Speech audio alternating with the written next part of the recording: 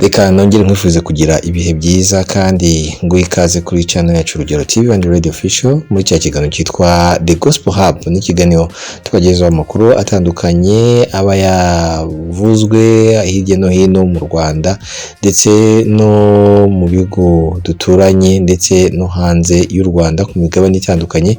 Reka inkuru zacu mbabwire ko tugiye guhera ku nkuru ziri kuvugirwa mu Rwanda nizo turi bwibandeho. Ndahera ku nkuru y'abepiskopi bo mu Rwanda n'u Burundi batangaje ko nta mvura idahita. Ese bashaka kuvuga iki? Bashaka gusobanura iki? Reka mbinjire mbivire muzi kugira ngo mumve ubutumwa bw'aba bepiskopi ku cyo batangaje nyuma y'uko bahuye bakaganira. Mu kanya gatoya mpere kuri inkuru ya bepiskopi Gatolika bo mu Rwanda n'u Burundi batangaje ko bizeye ko amaherezo imipaka y'ibihugu byombi imaze imyaka 2 ifunzwe izafungurwa, abaturage bakongera kugenderanirana kandi bagahahirana nk'uko byahoze. Ibi byabaye kuva ku itariki ya 9 kugeza itariki ya 11 Werurwe 2026 i Kigali harimo harabera inama haberaga inama y'ihuriro ry'abepiskopi Gatolika bo mu Rwanda n'u Burundi irebana n'ubufatanye no gukemura ibibazo by'abaturage by'umwihariko abakristo. Mu kiganiro n'itangazamakuru Musenyeri Joachim Ntahondereye uyoboye diocese ya Muyinga akaba na perezida w'inama y'abepiskopi Gatolika mu Burundi yasabye abakristo mu bihugu byombi kwizera ko ibyatumye imipaka ifungwa bizashira kandi bakongera bakagenderana nka mbere. Yagize ati ubutumwa duha abakristo mu gihugu by'u Rwanda n'u Burundi muri iki gihe imipaka y'ibihugu byombi ifunze no kubabwira ko batagomba gucika intege kuko nta mvura igwa ngo ntihite. Nkuko babivuga imvura yose irahita. Ibyatumye imipaka ifungwa nabyo bizashira abantu bongere bagenderane bafatanye nk'uko bari basanzwe babigenza. Musenyeri Ntahondereye yashishikarije abafite ubushobozi ko bakomeza gukoresha inzira y'ikirere kuko yo ifunguye kugira ngo basangire ibitekerezo byubaka imishinga yo kwiteza imbere no gushimangira amahoro hagati y'u Rwanda no mu Burundi.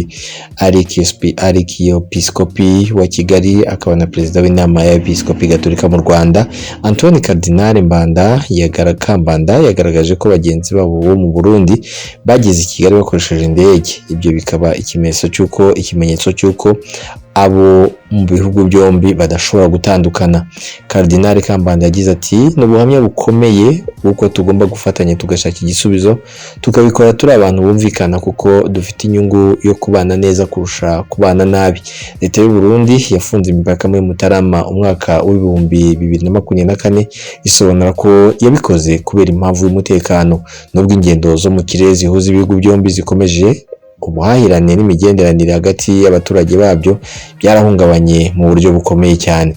Tugikomereze inkuru yacu kuri Ben na Chance nabo tubagarukeho mu kanya gatoya. Reka dukomeze muri inkuru nayo bagarutse ku ndirimbo zabo n'ubuhamya bw'indirimbo zabo. Ben na Chance bahishuye iby'urupfu rw'imfura yabo rwabaye imvano yo kuvuga Imana mu ndirimbo zabo.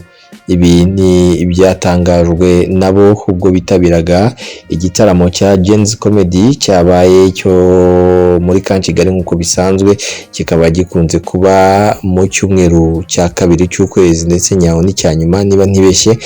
Nyuma ikindi kandi nuko bari batumiye nk'abatumirwa murabizi ko bafite igitaramo kizaba ku itariki 5 bazaba biziza Pasika n'abanyarwanda bose. Ni igitaramo giteganyijwe kuzagaragaramo abantu bahanzi.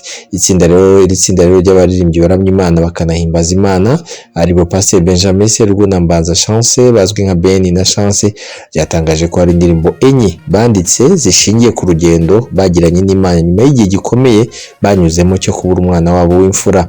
Aba bombi babigarutseho mu ijoro ryo kuri uyu wa 4 tariki ya 12 Werurwe 2026 ubwo bari bitabiriye igitaramo cya Gens Comedy cyabereye muri Camp Kigali, aho bari batumiye bwa mbere mu gice cyiswe Meet Me Tonight baganiriza abitabiriye iki gitaramo ku rugendo rwabo mu buzima no mu muziki.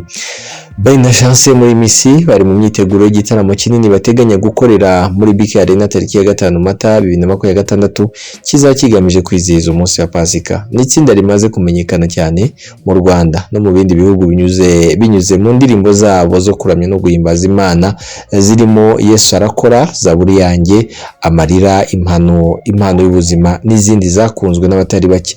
Ben yasobanuye ko mu kwandika indirimbo bakunda gushingira ku bihe banyuramo mu buzima, agaragaza ko zimwe mu ndirimbo zabo zishingiye ku mateka y'abana babo. Yavuze ko kandi mu mwaka wa 2015 babonye umugisha wo kwibaruka umwana wabo w'imfura, ariko nyuma y'igihe gito cyane yitaba Imana afite amezi agera kuri 5. Ati twagize umugisha muri 2015 turibaruka, ariko hashize amezi atari menshi umwana wacu yitabye Imana. Muri ibyo bihe by'umubabaro nahise numva indirimbo mu mutima wanjye, ariwe yaje kwitwa Ugushikamije umutima. Ben yavuze ko icyo gihe banyuze mu bihe bikomeye birimo amagambo atari meza umugore we yabwirwaga n'abantu batandukanye, cyane cyane mu gihe bari bagitegereje ko Imana ibaha undi mwana.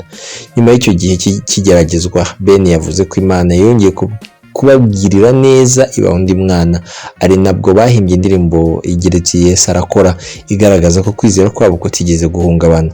Yakomeje avuga ko ubwo bibarukaga umwana wabo wa kabiri aribwo bakoze indirimbo mu nda y'ingumba, yasohotse ku wa 3 Werurwe 2023, igaragaza uburyo bumvaga imbabazi n'ubuntu bw'Imana mu buzima bwabo. Ben yavuze ko n'igihe bibarukaga umwana wa gatatu byabaye impamvu yo gukora indirimbo Zaburi nshya, yasohotse ku wa 26 Mutarama 2024, igamije gushima Imana kubw'ibyiza akomeje kubagirira. Yongeyeho ko bafite indi ndirimbo ya 4 bateganya gushyira hanze mu gihe kiri imbere, izaba yeguriwe umwana wabo wa 4. Ati dufite n'indi ndirimbo ya 4 izaba yeguriwe umwana wacu w'umuhungu, twifuza ko buri mwana wacu azajya yumva ko hari indirimbo twamukoreye. Ben yavuze ko izi ndirimbo zose zaturutse mu rugendo rwabo bwite banyuzemo, anongeraho ko mu gihe Imana yazongera kubaho undi mwana nabwo biteguye kongera kwandika indi ndirimbo. Nubwo hari indirimbo zishingiye ku bana babo, Ben yavuze ko imbarutso zo kwandika indirimbo ziba zitandukanye, zirimo ibihe umuntu anyuramo, inyigisho z'abavugabutumwa ndetse n'ibindi bibazo abantu bahura nabyo mu buzima bwa buri munsi. Ben na Chance batangiye gukorana umuziki mu mwaka wa 2012 nyuma yo kuririmbana muri Alarm Ministries mbere yo gushyingiranwa mu mwaka wa 2014. Bakomeza urugendo rwabo rwo gukorera Imana binyuze mu muziki. Reka tubibutse ko aba bombi bafite igitaramo giteganyijwe kuzabera muri BK Arena, ikaba izaba ari igitaramo kidasanzwe bise Easter Jubilee Music Gathering. Kugeza ubu tike zamaze kujya hanze, ushatse kugura tike kare wayigura kuko iri kugura 5,000, ariko ku munsi nyirizina itike zaba zigeze ku 10,000, 15, 20, 25, 35, yamenshi zaba ari 50,000. Ushobora kwigura kuri ticket.rwa cyangwa se akanyenyeri 513 akanyenyeri 01 akanyenyeri 01 akadirishya, urabyumva nawe igikurikiraho. Reka rero mbashimire cyane mu mwese mwari mudukurikiye, bibutse gukora subscribe. Ikiganiro ni The Gospel Hub, twanze kuri tutabagejeje amakuru nk'aya ngaya meza abakwiye kubageraho nk'abavandimwe nk'abakunzi bacu. Reka dukomeze kubasaba gukomeza kugubwa neza n'ibiganiro tugenda tubagezaho, ndetse tubibutse ko mu nkuru twagarutse ku nkuru z'abepiskopi bahuye b'i Burundi n'u Rwanda bagira ibyo baganiraho, ndetse banagaruka ku mubano wabo, biziza abaturage cyangwa se abaturage b'ibihugu byombi ko nta mvura idahita. N'imvugo isa nkaho ari ukongera kwibutsa abantu ko badakwiye kwiheba, bafite hari icyizere cy'uko ibi byose biri kuba ariko bizarangira. Nanone twagarutse kuri Ben na Chance, bongeye kuvuga gusobanura byimbitse ku ndirimbo zabo bagiye bashyira hanze, ndetse bongera no kwibutsa abantu ko bafite igitaramo gikomeye bateganya kizabera muri BK Arena cyitwa Easter Jubilee Music Gathering. Iki ni igitaramo batumiramo abantu, nababwiye ko kizajya gifite ibiciro bitandukanye, 5,000, 10,000, 10,000, ariko ni ku munsi mbere ya konseri. Mu gihe cya konseri ku munsi nyirizina itikiza bihera ku 10,000 kugeza ku 50,000. Nizere ko mwibutse gukora subscribe, abatarayikora nibyo mbakangurira mukore subscribe subscribe dukomeze tubane mu biganiro. Ikiganiro nkuko nayabwiye cyari The Gospel Hub, nakagaruka umwami Imana akomeze kubarinda kandi mugire n'umugoroba mwiza. Ciao ciao.